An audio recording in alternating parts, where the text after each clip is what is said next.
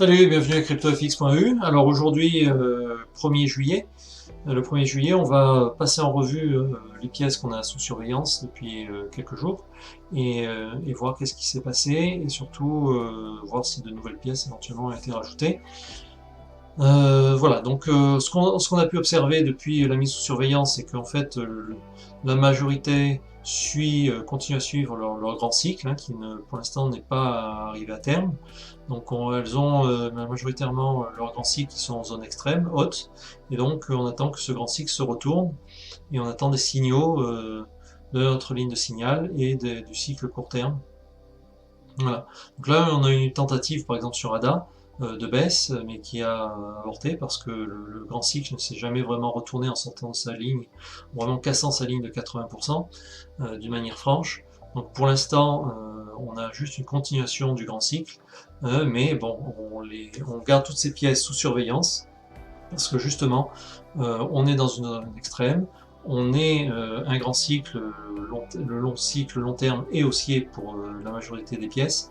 Par contre, on arrive quand même à des niveaux extrêmes et ces cycles au bout d'un moment vont se retourner pour commencer une baisse.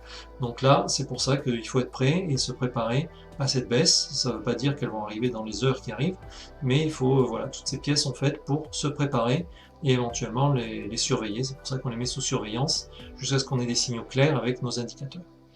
Donc voilà, donc la majorité des pièces se présentent à peu près de la même manière, hein. Si on prend voilà, cette pièce ici, on a des cycles qui sont voilà. Par exemple celle-là, le long cycle vient de sortir, le cycle long vient de sortir, on a eu la ligne de signal qui a donné un signal aussi.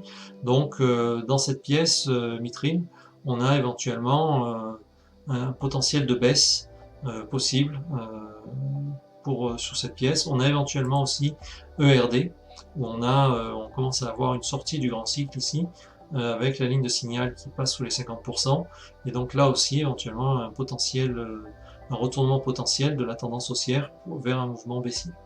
Voilà. Par contre, toutes les autres se retrouvent quand même dans des zones, voilà.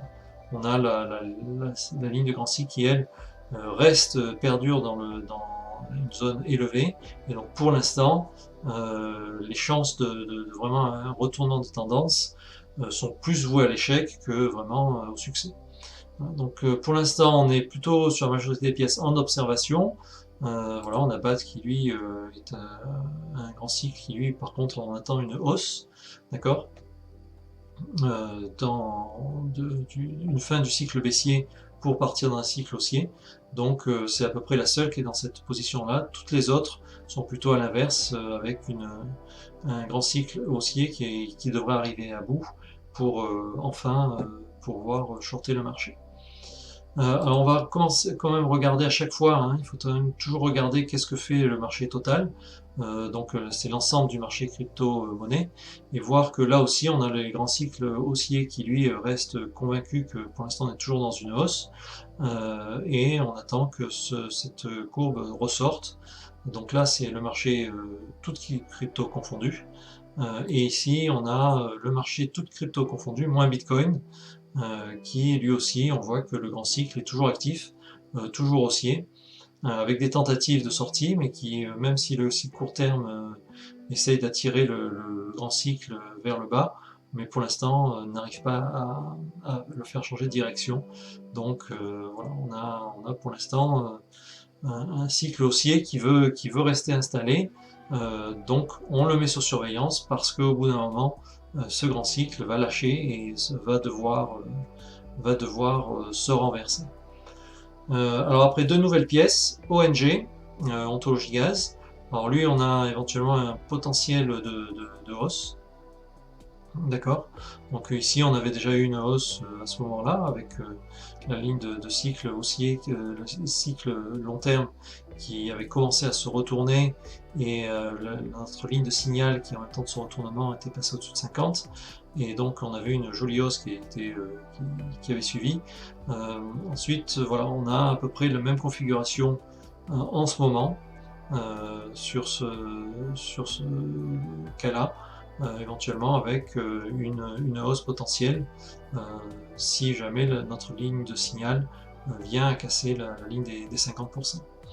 Et on a Bancor, voilà, qui lui aussi rentre en zone de cycle, le cycle haussier rentre en zone élevée, donc éventuellement avec un potentiel de baisse dans les heures ou les jours qui arrivent. Voilà, donc à mettre sur surveillance aussi.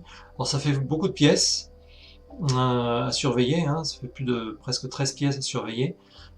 Donc il faudrait quand même peut-être choisir, réduire ces pièces en fonction de la volatilité et aller choisir des pièces qui, parmi ces 13 qui soient les plus volatiles, ou celles qui éventuellement avec vos indicateurs donneraient un signal plus clair. Mais voilà, on a quand même une bonne liste de candidats là pour éventuellement shorter le marché à court terme si jamais toutes ces tendances, tous ces grands cycles haussiers ou baissiers viennent à se renverser. Voilà, donc voilà pour la vidéo d'aujourd'hui.